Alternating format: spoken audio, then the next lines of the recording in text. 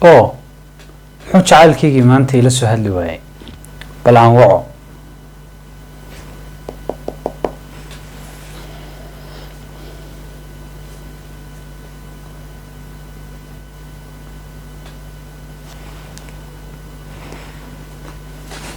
ma qabanayo waxaa laga yaabaa inay adiga kugu dhacday isla hadda saas oo kale laakiin u kaadi ha xanaaqin haddii telefoonka lagaa qaban waaye ha ka xanaaqin in telefoonka lagaa qaban waaye sababtoo ah ma ogid xaaladda uu ku sugan yahay maanta qofkaas aada jeceshahay laga yaabaa inuu mashquulsan yahay laga yaabaa inuu wax baranayo laga yaabaa inuu waalidkii waqti la qaadanayo saa daraaddeed ha ka xanaaqin telefoonka lagaa qaban waaye hadhow ha weydiinin adiga oo cadhaysan maxaad telefoonka ila qaban weyday maxaad ila soo hadli weyday maxaad waxaa u sameyn weyday ka soo qaad tusaale maanta waqtigii igu badnaa maydin wada hadal ama war kamaad helin laga yaabaa adiguba hal mar inaad wacday ama aadan wicinba oo ay markii kugu horreysay hadda ahayd intii aada muuqaalkan daawanaysay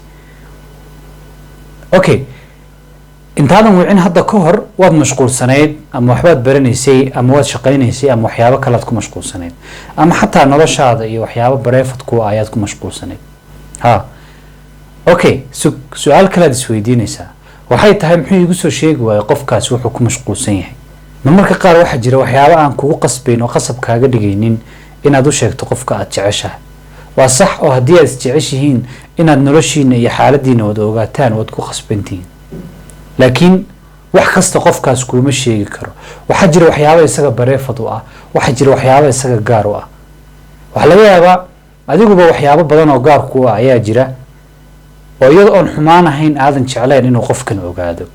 ama aada la sugaysid waqti uu qofkan ogaado saa daraaddeed ha ka welwelin haddii telefoonka maanta uun lagaa qaban waayo waxaa laga yaabaa caawa inuu qofkaaga kula soo hadlo waxaa laga yaabaa inuu beri subaxa kula soo hadlo oo ku dhaho waan caafimaad qabaa ha haddaad jeceshahay waad u welweleysaa sababtoo waad jeceshahay waa qofkaagii laakiin u cudurdaar jacaylku waa cudurdaar u cudurdaar qofkaas oo maskaxdaada weydii su-aale ay ka mid yihiin qofkaas laga yaabaa inuu maanta mashquulsan yahay laga yaabaa inuu gurigii hawshii ka qabqabanayo laga yaabaa in shaqadii ku dheeraatay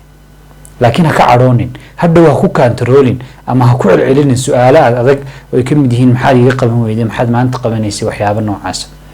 si kalgacayl oo farxad ku jirto waad u weydiin kartaa laakiin iska ilaali hadhow inaad weydiiso qofka aad jeceshahay ama qofka aad nolol wadaagga tihiin su-aalahaas adiga oo xanaaqsan sababtoo ah waxay kugu keeni kartaa taa lafteedu inay burburiso xiriirkaaga waxay kugu keeni kartaa inay haasaawahaaga ama noloshii aad qofkaa ka rabtay iyo mustaqbalkii aad ka rabtay uu maanta intaa ku ekaado sababtana aad adigu yeelato sababtoo ah wax aan macquul ahayn ama wax yar oo simbal ah oo laga tegi karo ayaad waxaad iskaga dhigtay wax weyn muuqaalkan hoose waxaan soo dhigay bartayda tiktoka dad badan ayaa marar badan su-aalaha noocaasi weydiiyey aan jeclahay telefoonka marmariga ma qabto iyo waxyaabo lamida waxaan weydiiyey adiga laftaadu soo lagama yaabo marmarka qaar inaadan telefoonka qaban sababo inaad mashquulsan tahay awgiisa wuxuu igu jawaabay haa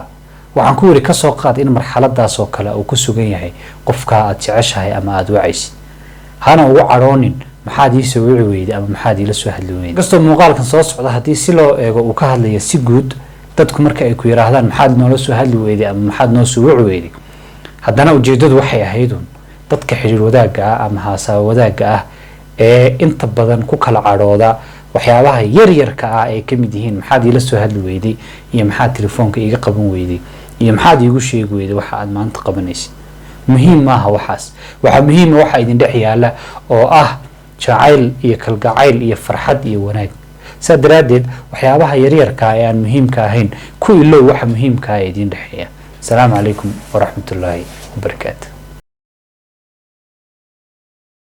qofna ha ugu cadhoon oo ha ugu xanaaqin maxaad iila soo hadli weyday sababtoo ah dadku isku duruuf iyo isku dan midna ma aha waxaa laga yaabaa adiguba inaadan raadin ood wicin oo la hadlin sidaa daraaddeed ha ka xanaaqin qof haddii aad weydo maalmo uu kula soo hadli waayo sababtoo waxaa dhici karta inay jiraan culaysyo aanay habboonayn inaad adigu ka ogaato